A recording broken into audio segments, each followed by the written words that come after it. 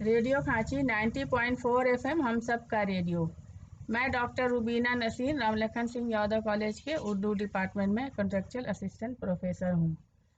آج میں سیمسٹر 6 کے اردو لسانیات C14 یونٹ 4 کے ٹاپک ہند آریائی زبانیں پر گفتگو کروں گی۔ ہند آریائی کا ارتقاء۔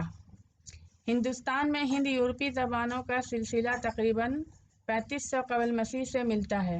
ہند یورپی زبانیں ترقی کرتی ہوئی جب 2000 سال تک قبل مسیح میں اپنی دوسری منزل پر پہنچتی ہیں تو انہیں ہند ایرانی کا نام دیا گیا۔ ہند یورپی زبانوں میں ادب اور زبان دونوں حیثیتوں سے ہند ایرانی کو سب سے قدیم اور اہم سمجھا جاتا ہے۔ ہند ایرانی آگے بڑھتی گئی تو 3 شکلیں اختیار کرتی ہیں۔ اس زبان کا جو گروہ ایران میں مقیم رہا اس سے ایرانی زبان کا سلسلہ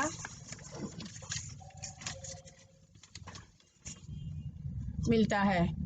کچھ لوگ کشمیر اور اس کے آس پاس تک پہنچ گئے، وہاں پشاجہ زبانوں کا سلسلہ پھیلا اور جب آریاؤں کا ایک گروہ بڑی تعداد میں اپنے لسانی ورثے کے ساتھ ہندوستان میں آیا تو یہیں سے ہند آریائی کا سلسلہ شروع ہوا۔ ہندوستان کی موجودہ زبانیں اسی خاندان سے تعلق رکھتی ہیں جن میں اردو بھی ایک ہے۔ اردو کی ابتدا اور ارتقاء کا مطالعہ کرنے کے لیے ہند آریائی کے ارتقاء کا جائزہ لینا ضروری ہے، جس کا گہرا تعلق ہندوستان میں آریاؤں کی آمد سے ہے۔ آریاؤں کی قدیم کتابوں میں ان کے اصل وطن اور ہندوستان میں ان کی آمد کے سلسلے میں کوئی اشارہ نہیں ملتا۔ زیادہ تر مورخین اس بات پر متفق ہیں کہ یہ خانہ بدوش لوگ تھے جو دنیا کے مختلف خطوں میں پھیل گئے۔ جہاں بھی گئے وہ کسی منظم شکل میں مقیم نہیں رہے بلکہ تلاش و معاش میں جہاں مناسب جگہ ملی وہیں چھوٹے چھوٹے گروہوں میں تقسیم ہو کر آباد ہو گئے۔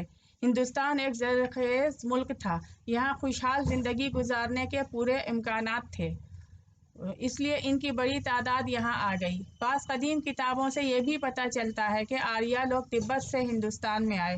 چند سنسکرت کے عالموں کا خیال ہے کہ یہ ہندوستان ہی کے باشندے تھے جو بعد میں مختلف علاقوں میں پھیل گئے، تاہم ان نظریات کے متعلق کوئی تحقیقی ثبوت نہیں ملتا۔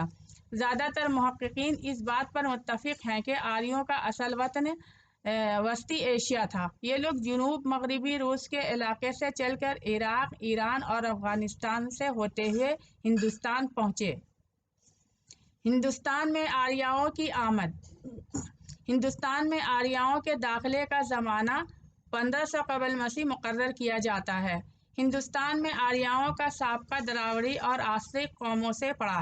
دراوڑی سے ان کا مقابلہ مغربی اور شمالی مغربی ہندوستان میں ہوا، جبکہ آستریک زیادہ تر مشرقی اور وسطی ہند کے علاقوں میں آباد تھے۔ ان قوموں کو زیر کرنے میں انہیں کافی جدوجہد کرنی پڑی۔ اس جدوجہد کی جھلکیاں رگ وید کے بعض قصوں میں پائی جاتی ہیں۔ فاتح اور مفتوح آخر میں ایک دوسرے پر اثر انداز ہوتے ہیں۔ ہندوستان میں آریاؤں کا ایک ایسے تمدن سے سابقہ پڑا تھا جو کئی لحاظ سے آریاؤں کے تمدن پر فوقیت رکھتا تھا۔ آریاؤں نے دراوڑی مذہب سے بہت سے عناصر قبول کر لیے۔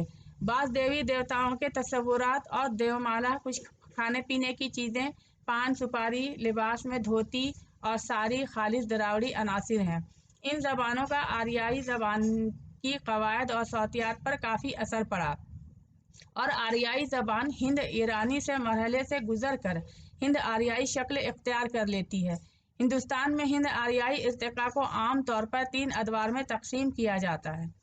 پہلا ہے قدیم ہند آریائی 500 قبل مسیح سے 1500 قبل مسیح۔ وسطی ہند آریائی۔ دوسرا ہے وسطی ہند آریائی 500 قبل مسیح سے 1000 قبل مسیح۔ تیسرا ہے جدید ہند آریائی 1000 سے تاحال زمانہ۔ قدیم ہند آریائی 500 قبل مسیح سے 1500 قبل مسیح۔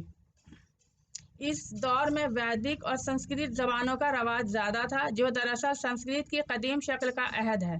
اس دور میں 4 وید یعنی رگ وید، سام وید، یجر وید، اتھرو وید ملتے ہیں۔ ہر قسم کے مذہبی اور علمی مطالعے میں سنسکرت کی بڑی اہمیت تھی۔ اس میں بڑے بڑے علماء موجود تھے۔ قدیم संस्कृत पर आर्यों की आमद का बड़ा असर पड़ा, जिसकी वजह से संस्कृत के 3 मुख्तलिफ रूप सामने आते हैं। इसका कदीम तरीन रूप वो है जो आर्या पंजाब के रास्ते से दाखिल होकर शुमाल के अक्सर हिस्सों पर कब्जा कर चुके थे। इस वक्त शुमाल में जो संस्कृत बोली जाती थी, इसका मुतासिर होना लाजमी था। दूसरा रूप संस्कृत की वस्ती बोली का है, जब आर्या अपने कदम बढ़ाकर मध्य प्रदेश तक पहुंच चुके थे। तीसरा रूप मशरिकी बोली का रूप है, जब आर्या मशरिकी हिंद तक पहुंच चुके थे। इन इलाकों की ज़बानें देसी बोलियों से मिलकर अपना आर्याई लहजा खो रही थीं। मगरबी हिंदुस्तान के आर्या उन्हें हक़ारत की निगाह से देखते थे और आसुरों की नस्ल से ताबीर करते थे। इस ज़बान को बरहमना में अशुद्ध कहा गया है। इस अहद की बोलियों में संस्कृत के अल्फाज का तलफ़्फ़ुज़ मुकामी असर से बदल गया था और द्राविड़ी अल्फाज खासी तादाद में शामिल हो गए थे। संस्कृत की इस शिकस्त व रेख को देखते हुए ज़बान को नए सिरे से मुनज़्ज़म करने की कोशिशें की गई। मुकामी तासुबात से अलग हटकर संस्कृत के इन अल्फाज को टकसाली माना गया, जो सब जगह राइज थे। अब लोग अदब में एक ख़ास टकसाली ज़बान का इस्तेमाल करने लगे और ये ज़बान संस्कृत यानी शुद्ध हो गई। अदबी संस्कृत की सबसे पहली झलक हमें आखिरी ब्राह्मणों, उपनिषदों और सूत्रों में मिलती है। इब्तिदा में लफ्ज़ संस्कृत सिफत के तौर पर इस्तेमाल होता था, जिसके माने साफ़ और शुष्ता ज़बान के हैं। रफ्ता रफ्ता संस्कृत एक ज़बान का नाम हो गया। शुष्ता ज़बान होने की वजह से अदबी तसनीफ़ात इसी में होने लगी। अदबी ज़बान होने की वजह से इस ज़बान का बड़ा नुकसान ये हुआ कि वो अवाम से हटने लगी। तकरीबन इसी ज़बान में जैन मत और बुद्ध मत मानने वालों ने अपने अपने मज़हब का प्रचार मुकामी बोलियों में करना शुरू किया, जिसकी वजह से मुकामी बोलियां चमक उठीं। संस्कृत के आलिमों और वैदिक मज़हब के अलमबरदारों को यह अंदेशा होने लगा कि कहीं संस्कृत फिर मुकामी ज़बानों की जद में आकर अपना रूप ना खो दे। इसलिए ये लोग अपनी ज़बान की सख्ती से हिफाजत करने लगे। नतीजे में संस्कृत एक फ़िरक़े की ज़बान बनकर महदूद दायरे में रह गई। मजहबी रहनुमाओं की वजह से देवबानी तो बन गई, लेकिन अवाम में इसकी मकबूलियत कम होती गई। यानी संस्कृत काबिल एहतराम तो बन गई, लेकिन काबिल इस्तेमाल ना रही। वस्ती हिंद आर्याई 1500 कबल मसीह से 1000 ईस्वी तक। इसके 3 दौर हैं। पहला दौर 500 कबल मसीह से मसीही सन की इब्तिदा तक का दौर है। यह दौर पाली का दौर है। जब संस्कृत देवबानी हो गई तो मुकामी बोलियां वैदिक ज़बान के फितरी रुझान पर चल पड़ी और अवाम की ज़बान एक मखलूत ज़बान होती गई। यही प्राकृत का पहला रूप था। प्राकृत का पहला अदबी रूप पाली है। पाली के सबसे कदीम नमूने बुद्ध और जैनियों के मजहबी किताबों या फिर अशोक 250 कबल मसीह की लाटों पर कुंदा किए हुए मिलते हैं, यानी लाटों पर कंधा किए हुए मिलते हैं। अल्फाज पाली संस्कृत के लफ्ज़ पिनक्ति से निकला है। इस पाली को कदीम मगधी भी कहते हैं। पाली में मजहबी शायरी, कहानियाँ और कवायद व लुग़त भी मिलते हैं। पाली इस ज़माने में मकबूल आम ज़बान थी, इसलिए जैन मत और बुद्ध मत की तालीमात इसी ज़बान में दी जाती थी। दूसरा दौर वस्ती हिंद आर्याई का दूसरा दौर मसीह सन की इब्तिदा से 500 ईस्वी तक शुमार किया जाता है। यह दौर प्राकृत का पहला दौर कहलाता है।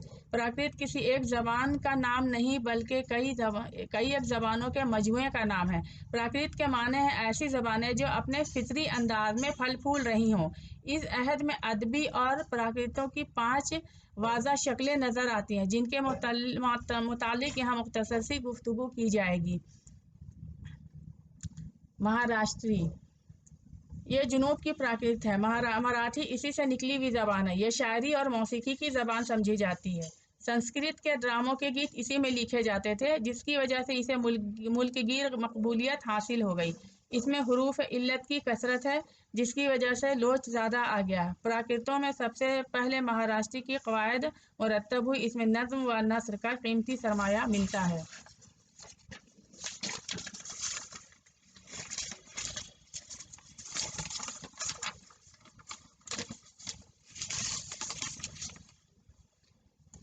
दूसरा है शोरसेनी। इसका मरकज़ शोरसेनी यानी मथुरा का इलाका था। संस्कृत के बाद आला तबके में अगर किसी प्राकृत का रवाज था तो वो यही जबान थी जिस पर संस्कृत की गहरी छाप नजर आती है। तीसरा है मगधी। ये पूरे मशरकी हिंदुस्तानियों की बोली थी। इसका मरकज मगध यानी जनूबी बिहार था। चूँकि ये आर्याओं के मरकज से दूर थी इसलिए इस पर गैर आर्याई बोलियों का शदीद असर मिलता है। इसलिए आर्या इस प्राकृत को हकारत की निगाह से देखते थे। संस्कृत ड्रामों में निचले तबके के किरदारों के मुकाबले में इसी जबान में लिखे गए हैं। चौथा है अर्ध मगधी। इसके लफ्जी मानी आधी मगधी के हैं। इसका मुकाम अवध और मशरकी उत्तर प्रदेश था। ये तमाम प्राकृतों में सबसे कदीम है। इसमें अशोक की तालीमात का भी प्रचार हुआ है। मगरबी हिंदुस्तान के रहने वाले इसे प्राचिया कहा करते थे। प्राचिया के तहत मगधी और अर्ध मगधी दोनों आ जाती हैं। इसका रवाज इसी ज़माने के शाही ख़ानदान में भी रहा है। शाही ज़बान होने की वजह से यह दूसरी प्राकृतों पर भी असरअंदाज हुई। इसमें नज़्म व नस्र दोनों मिलते हैं। पांचवा है पिशाजी। संस्कृत में पिशाजी यानी भूत को कहते हैं। पिशाजी के माने हैं कच्चा गोश्त खाने वाले के भी बताए जाते हैं। ये संस्कृत की एक अहम असर बोली है। ये ज़बान बोलचाल में ज़्यादा इस्तेमाल होती रही है जिसकी वजह से इसमें कई बोलियों की मिलावट अमल में आई। इसलिए संस्कृत के उलमा इसे बड़ी हकारत से देखते थे। तीसरा दौर। ये दौर 500 ईस्वी से 1000 ईस्वी तक मुहित है। ये दौर अपभ्रंश का दौर कहलाता है। अपभ्रंश के माने बिगड़ी जबान के हैं। अपभ्रंश का लफ्ज़ पहली बार भरत के नाट्य शास्त्र में मिलता है। इसके बाद कालिदास के विक्रम उर्वशी में नज़र आता है। शुरू में लफ्ज़ अपभ्रंश किसी ख़ास ज़बान के लिए इस्तेमाल नहीं होता था। पढ़े लिखे अनपढ़ों की ज़बान को अपभ्रंश या अपभाषा कहा करते थे। संस्कृत में अपभ्रंश के लिए मलिच भी इस्तेमाल हुआ है। प्रोफेसर मसूद हुसैन खां अपनी माकतुल-आरा तसनीफ़ मुक़दमा तारीख़ उर्दू में लिखते हैं कि लफ्ज़ अपभ्रंश एक ख़ास ज़बान के मानों में सबसे पहले हेमचंद्र ने इस्तेमाल किया। ये ज़बान अवाम में इतनी मकबूल हो गई कि तालीम याफ्ता तबका भी इसकी तरफ मुतवज्जा हो गया। गुजरात, राजपूताना और दोआबा में बोले जाने वाली अक्सर बोलियों पर इसका गहरा असर पड़ा। 800 ईस्वी से 1000 ईस्वी तक दोआबा की शुरसेनी अपभ्रंश एक तरह से सारे शुमाली हिंदुस्तान की अदबी ज़बान बन गई। अपने आखिरी दौर में 1000 ईस्वी में यह मौजूदा ज़बानों की कदीम शक्लों में मिलती जुलती है। हिंदुस्तान की जदीद ज़बानों की पैदाइश प्राकृतों से नहीं बल्कि अपभ्रंश से हुई है, जिसका सिलसिला पहला है शुरसेनी अपभ्रंश, दूसरा है मगधी अपभ्रंश, तीसरा है अर्ध मगधी अपभ्रंश, चौथा है महाराष्ट्रीय अपभ्रंश से मिला दिया जाता है, जिसमें शुरसेनी अपभ्रंश मुमताज़ हैसियत रखती है। शुरसेनी अपभ्रंश में मुंतज़र ज़ेल 4 बोलियाँ शामिल हैं। पहला है खड़ी बोली या हिंदुस्तानी यानी मौजूदा उर्दू और हिंदी, दूसरा है राजस्थानी, तीसरा है पंजाबी, चौथा है गुजराती।